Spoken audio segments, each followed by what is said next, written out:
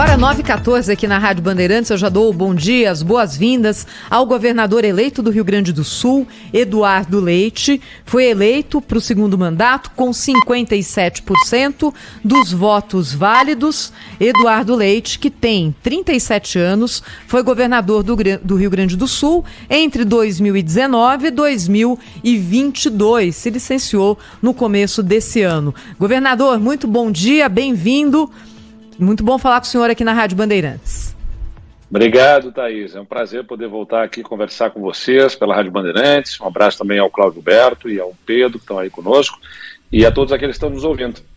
E acho que esse momento aqui é o momento em que a gente tenta ler qual é o quadro político que sai das urnas em 2022, no segundo turno que aconteceu no último domingo, e já com o país entrando num processo de transição. Que país que o senhor vê? Qual é a sua visão sobre o Brasil que saiu das urnas nesse ano, governador? Olha, claramente temos uma divisão, profunda, e temos que buscar cicatrizar feridas. A eleição é justamente o momento em que chamamos a todos que são os verdadeiros donos deste país para se manifestarem através do voto.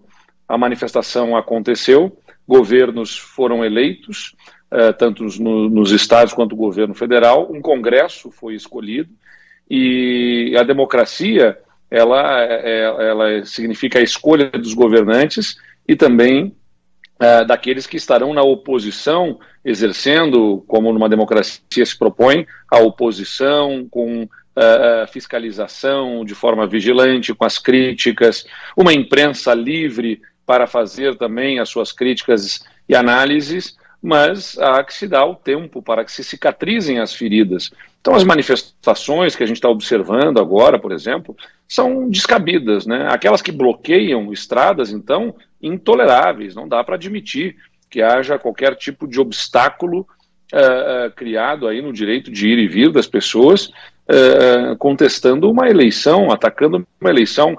Mesmo a manifestação pacífica, que, claro, ela democraticamente deve ser aceita, mas até ela é questionável. Afinal, o que pedem essas manifestações?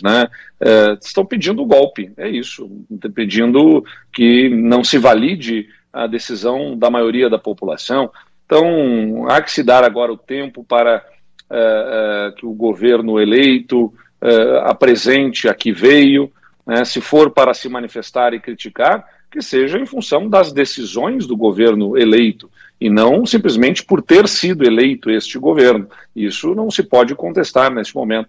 É importante que haja serenidade, tranquilidade e, claro, torcemos para que as coisas se encaminhem no sentido de uma pacificação, de canais de diálogo que permitam ao país poder projetar tempos mais serenos e tranquilos aí para frente. Governador, bom dia, bem-vindo mais uma vez ao nosso programa, parabéns pela vitória. Eu queria saber o seguinte, assim, já passou, o processo já passou, já ganhou, o senhor está olhando para frente, mas eu queria que o senhor voltasse um pouco atrás na campanha, porque foi muito interessante a gente observar a distância, o que estava se passando no Rio Grande do Sul, O seu adversário era apontado como favorito durante, boa parte da campanha, mas aí esse jogo começou a mudar. Mas, assim, para mim e para muitos dos meus colegas e amigos, essa virada foi marcada por aquela recusa do aperto de mão do Onyx Lorenzoni.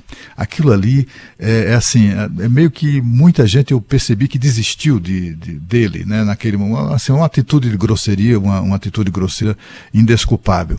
Foi ali mesmo? Ou o senhor, naquela ocasião, já estava à frente, naquela ocasião o senhor aliás, a recusa do aperto de mão talvez já tenha sido uma reação a essa virada. Eu queria que o senhor falasse daquele momento e do momento que o senhor sentiu que, de fato, a vitória estava nas suas mãos. Olha, Cláudio, não dá para dizer que um momento específico tenha sido o definidor, É um conjunto de fatores aí. Acho que fizemos um governo que foi reconhecido pela maior parte da população, colocamos salários em dia, reorganizamos o Estado, recuperamos a capacidade de investimentos e sobrevivemos à pressão da eleição nacional. Eu tinha adversários no primeiro turno que estavam conectados diretamente aos candidatos que polarizavam nacionalmente, na eleição que mais consumiu audiência.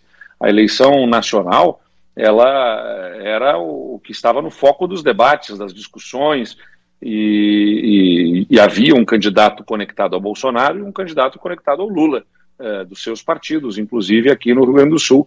Tanto é que nós passamos ao segundo turno com uma margem mais estreita de votos, embora as pesquisas nos indicassem uma liderança. Aliás, acho inclusive, eu não acho que as pesquisas tenham mentido ou simplesmente tenham errado, acho que elas não captaram a complexidade do momento. A pressão da eleição nacional acabou gerando um alinhamento dos votos, né, desses eleitores que estavam optando por Lula ou Bolsonaro, e acabou catapultando a votação dos nossos adversários, talvez até porque as pesquisas indicassem naquele primeiro turno uma liderança forte nossa, e os eleitores tenham se sentido à vontade para alinhar os seus votos, tentando escolher adversários, escolher os que estariam no segundo turno mais perto da sua forma de pensar.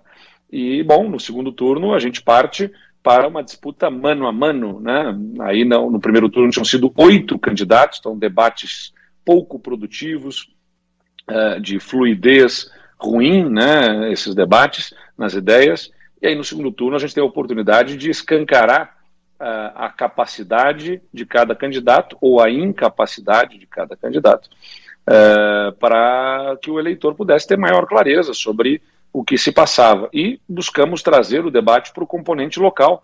Eu sempre disse no segundo turno, nem Lula nem Bolsonaro estarão aqui no Palácio Piratini, que é a sede do governo gaúcho, para cuidar de salários, cuidar dos programas de irrigação para o nosso agronegócio, da pavimentação de estradas em direção às cidades que não têm ligações asfaltadas, entre outros projetos e investimentos. Quem vai estar no governo é o governador escolhido pelos gaúchos. É importante acompanhar o que ele pensa sobre o Rio Grande, sobre os projetos, sobre as regiões do nosso estado.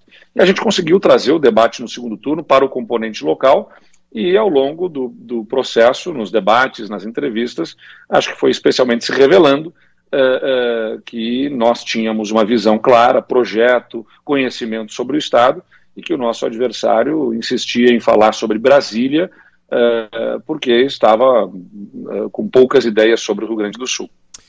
Governador Eduardo Leite, é o Pedro Campos. A minha pergunta para o senhor é sobre ICMS, né? Os governadores todos estiveram envolvidos nesse debate no momento de alta de preço de combustíveis com o governo federal. Eu queria saber o que o senhor pensa a respeito desse assunto. O senhor, claro que está inteirado sobre a questão das finanças do Estado. O Rio Grande do Sul, que antes do senhor assumir, devia salário, né, para servidores públicos. O Estado estava quebrado, numa situação muito difícil. O que é preciso fazer para não voltarmos para essa situação?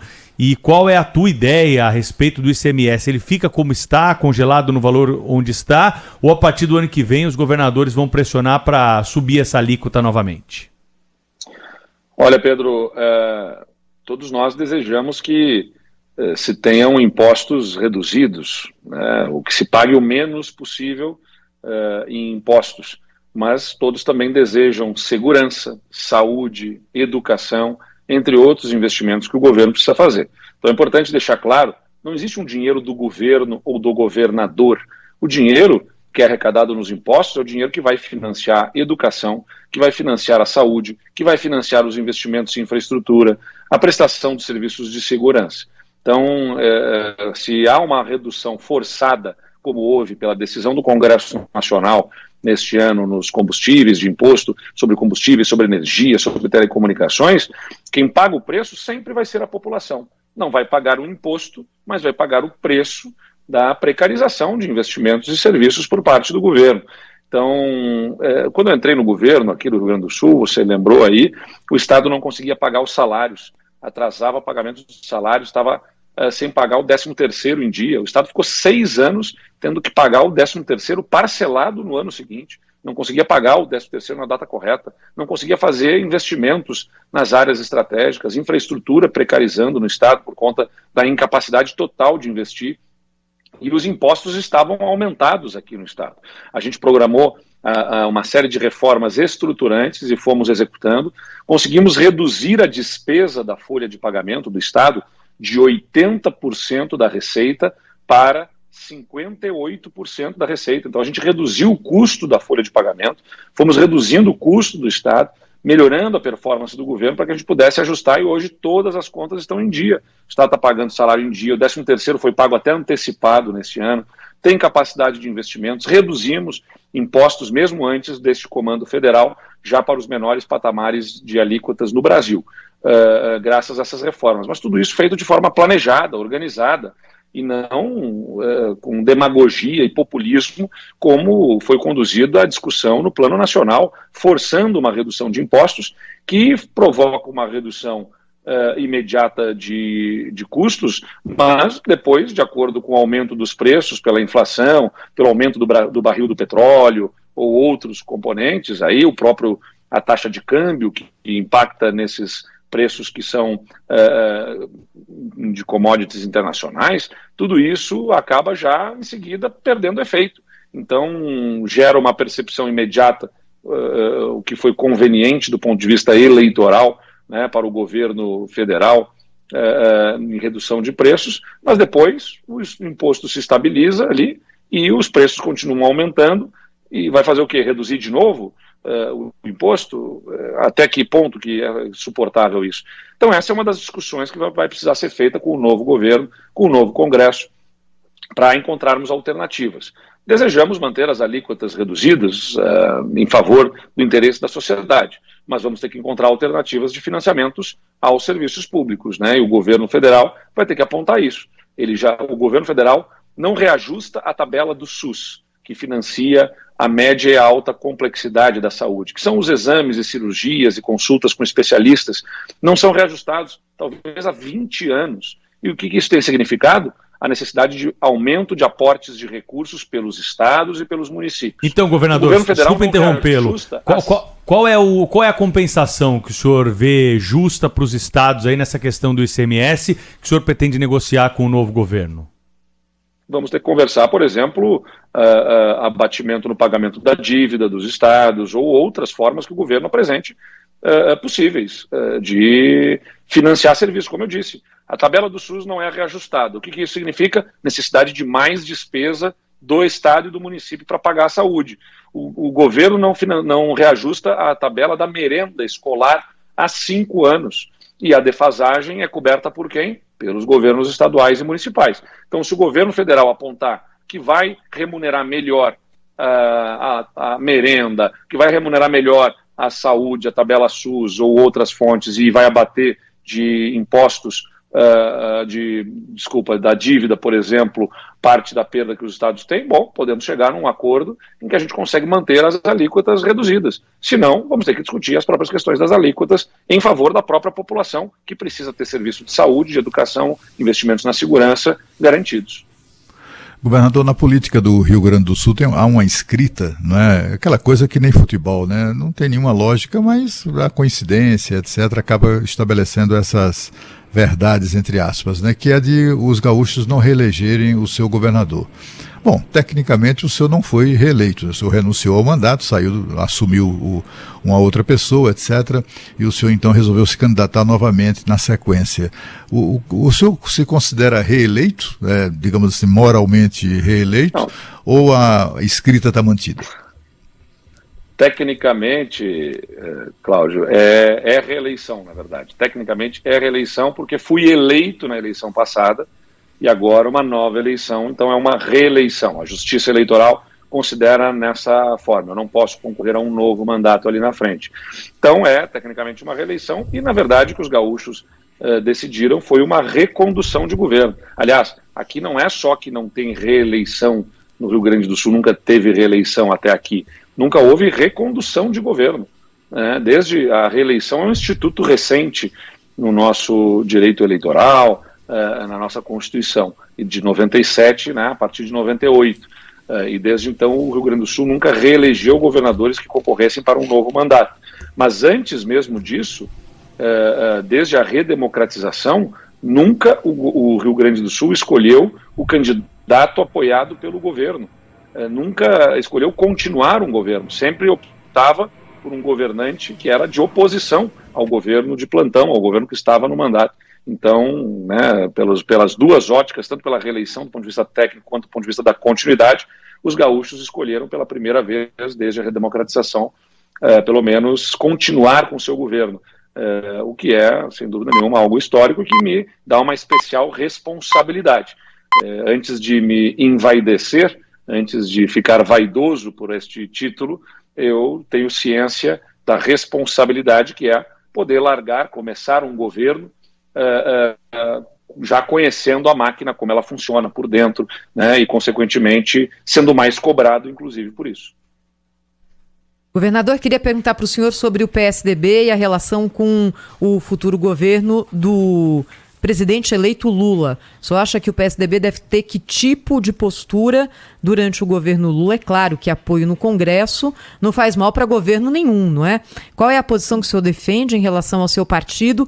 E queria que o senhor falasse também sobre o impacto que foi para o PSDB ter perdido o governo do estado de São Paulo.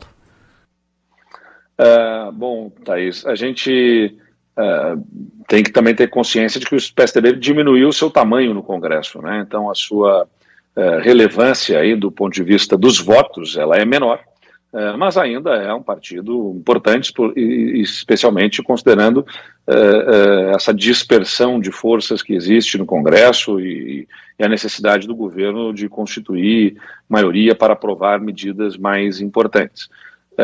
Eu estava especialmente focado ao longo desses últimos meses nas questões locais, né? Agora, na semana que vem, pretendo ir a Brasília, conversar com as lideranças nacionais do partido, com deputados, senadores, com as lideranças históricas do PSDB, para que a gente possa buscar alinhar, né, o pensamento do partido. Eu sei que eu tenho uma responsabilidade também do ponto de vista partidário e como governador nas discussões dos temas nacionais.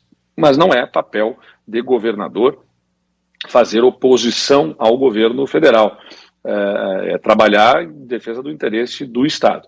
Eu entendo, assim, né, olhando politicamente, que não é o caso de uma adesão ao governo.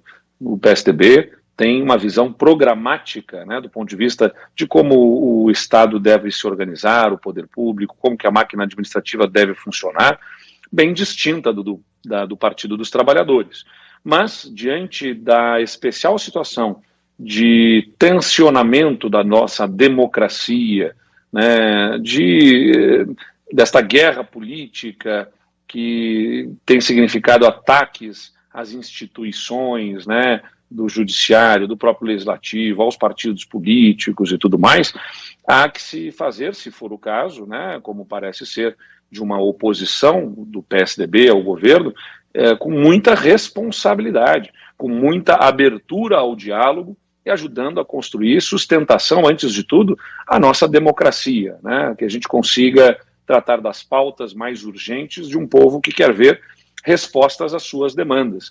Então, o PSDB, na minha visão, vai precisar conversar com outros partidos, do centro democrático, esse centro democrático que eu chamo nessa forma, que não é o centrão, que é o centro que tem projeto, que tem visão de país, que tem um pensamento programático aí de contribuição, com uma visão de futuro para o país, para que a gente possa fortalecer este campo, né? E o que eventualmente pode significar federação, fusão, criação de algo novo, ainda é prematuro e precipitado falar sobre isso.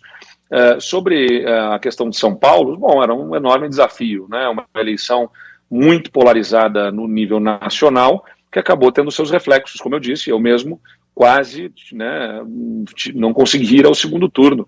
Não porque o nosso governo estivesse com uma avaliação ruim no Rio Grande do Sul, mas simplesmente porque a pressão da eleição nacional acabou alavancando os candidatos que estavam associados aos dois principais candidatos à presidência da República, o que parece ter acontecido em São Paulo também, deixando uma margem muito estreita ao governador Rodrigo Garcia para conseguir se apresentar à população. Ele ainda tinha esse desafio, né? Eu já era mais conhecido da população, ele tinha esse desafio ainda de buscar se tornar conhecido, de se apresentar à população. Tudo isso certamente impactou. É claro que tem um impacto para o partido, mas, assim, por contraditório que pareça, é claro que o PSDB ter o governo de São Paulo é uma força, né, para o partido, era até aqui uma força para o partido, porque o governo de São Paulo é extremamente importante do ponto de vista econômico, do ponto de vista da população que tem, mas também acabava sendo fraqueza, né, de certa forma. Nas últimas eleições, na própria discussão das prévias do partido, muito das decisões acabaram passando muito mais na sua posição nacionalmente do partido, acabaram passando muito mais por conta das aspirações de São Paulo para São Paulo do que para uma discussão nacional efetivamente. Então, de alguma forma, há uma descentralização, né? Agora a gente tem Raquel Lira, governadora de Pernambuco, um grande quadro, da melhor qualidade, né? Ganhamos o governo do Mato Grosso do Sul, no Centro-Oeste, com Eduardo Riedel, que é também um experiente gestor, foi secretário do governador Reinaldo Azambuja, e eu no Rio Grande do Sul. Então há uma oportunidade de uma visão mais distribuída nacionalmente para o partido. A gente tem que sempre olhar pelo lado positivo, se tem alguma coisa de positivo, é a gente poder ter uma visão mais nacional e menos concentrada em apenas um estado da federação. O senhor deu a deixa, né? Diz que não pode ser reeleito aí no Rio Grande do Sul. Pensa em disputar a presidência da República na próxima eleição? Tanta coisa pode acontecer até lá, Pedro, então vamos focar no governo. Acabamos de sair da eleição estadual e nacional, há um presidente eleito, eu sou governador eleito com responsabilidade no meu estado, né? Estou muito animado com o que posso fazer, agora que esperamos, né, não tenha recrudescimento da pandemia, sem pandemia e com as contas em ordem, e começando já conhecendo bem o governo, estou muito animado com o que eu posso fazer como governador. Lá em 2026, né, a gente vai ver o que a vida nos reserva e onde que eu dou a minha contribuição, mas antes de tudo eu torço para que o governo eleito nacionalmente tenha sucesso e, naturalmente, o andar da carruagem do próprio governo federal, do nosso governo no Rio Grande do Sul, dos outros governos, vai gerar uma nova situação política para 2026, que nós não sabemos ainda qual será. Então, estou olhando para o que eu posso fazer neste momento como governador, mais do que eu posso ser. Essa é uma frase de Margaret Thatcher, né, que dizia, olha, no passado era mais sobre fazer do que sobre ser alguém. Infelizmente, hoje, as pessoas estão mais preocupadas em ser algo na política do que em fazer algo através da política. Eu estou preocupado em fazer. E o que me cabe nesse momento é, como governador, fazer um belo governo aqui no Rio Grande do Sul. Governador Eduardo Leite, do Rio Grande do Sul, muito obrigado pela entrevista ao vivo para a Rádio Bandeirantes aqui de São Paulo. Um abraço para o senhor, até uma próxima.